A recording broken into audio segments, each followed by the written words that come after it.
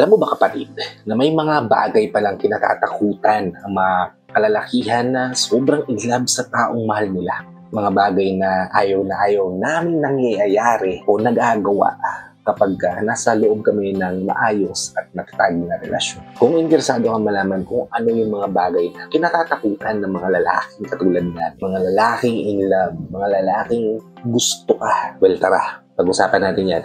Just keep on watching.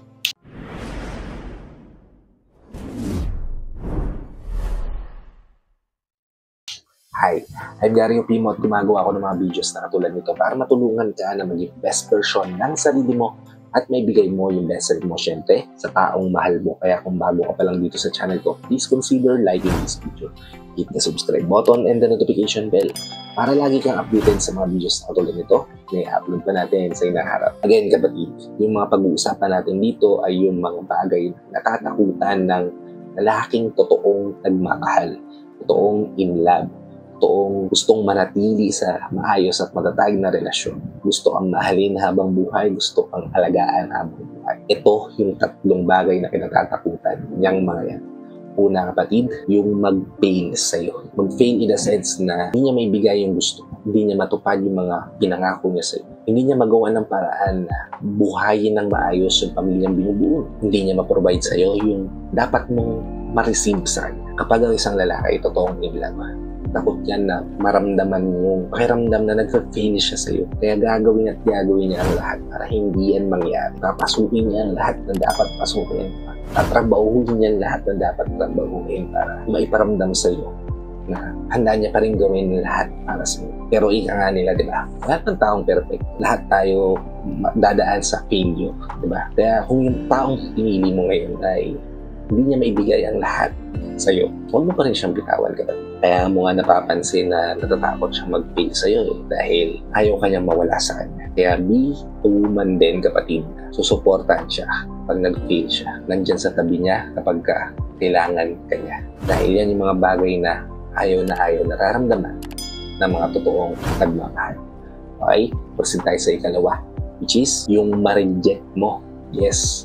Siyempre, kahit na matagal na kayo magkarelasyon o matagal na kayo nagsasama, takot pa rin ang isang lalaking totoong nagmamahal na ma-reject ang taong mahal niya. Kaya nga some of the guys na rin ay hindi nag-open up sa taong pinili nila dahil natatakot silang ma-somplak ba? Yung mabutata, ma-reject ng taong pinili nila. Diba? Posibleng hindi siya takot sa rejection sa maraming bagay pero pagdating sa'yo, takot siyang ma-reject. Kasi yung opinion mo, yung mga bagay na magkagaling sa'yo, yan ang ludurog o bubuo sa kanya. Kaya may kasabihan na ang toong nagmamahal, ang kahinaan at kalakasan yan ay yung taong minamahal niya. Diba? Kaya kung ma-reject mo yung taong mahal mo, possible yan kapatid na kanghinaan yan ng loob. Kaya yan yung isa sa mga nakakatakutan ng taong totoo nagmamahal. Okay? Proceed tayo sa ikatlo. Last but not least, kapatid, ikatlong bagay na kinatatakutan ng lalaking totoong nagmamahal ay yung pakiramdam na hindi siya good enough for you. Sino man naman hindi matatakot na maramdaman niyang ganyan pakiramdam na kahit siguro babae, dapat niya maramdaman na hindi siya maging good enough para sa lalaking mahal niya, diba? Pero sa mga kalalakihan kasi, isang malaki sampal sa ego namin mga kalalakihan, hindi kami maging enough para sa babaeng mahal namin. Kaya on our end, gagawin namin yung best namin para maibigay yung best din sa inyo. Now, kung yung best namin ay hindi enough para sa inyo, baka hindi kayo yung babaeng hinahanap. Kaya bihira din sa mga kalalakihan yung ibigay yung full potential nila, yung full attention, full love, full sincerity, diba? Sa babaeng gusto nila dahil natatakot din kami na kahit na naibigay namin yung pagmamahal namin buo sa inyo, eh hindi yun enough para sa inyo. Yun kapatid, yung tatlong bagay na kinatatakutan ng lalaki totoong nagmamahal.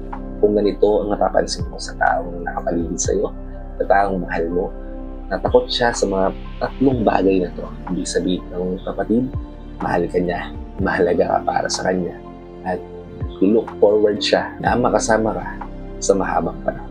Kaya tinatatakutan niyo itong tatlong bagay. I hope nabigyan ko kayo ng insight dito sa video na. If nabigyan ko nga naman kayo ng knowledge o idea Please help me share this to your loved ones na posible na natin matulungan ng video na para nakatulong na sa amin. Nakatulong na rin ako sa kanila. Sa lahat ng FW viewers natin, sa mga viewers natin dito sa Philippines na walang sawang nanonood, sumusuporta at palagi nakatune in sa mga video na ina-upload ko. Maraming salamat po sa kalagian yung panonood at pagsuporta. Kung bago ka pa lang dito sa channel ko, please consider liking this video.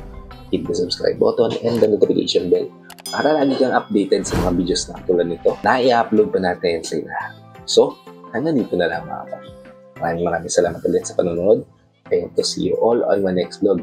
Ingat ka dyan palagi kapatid. May God bless you and always protect you. Peace. Whenever your heart is broken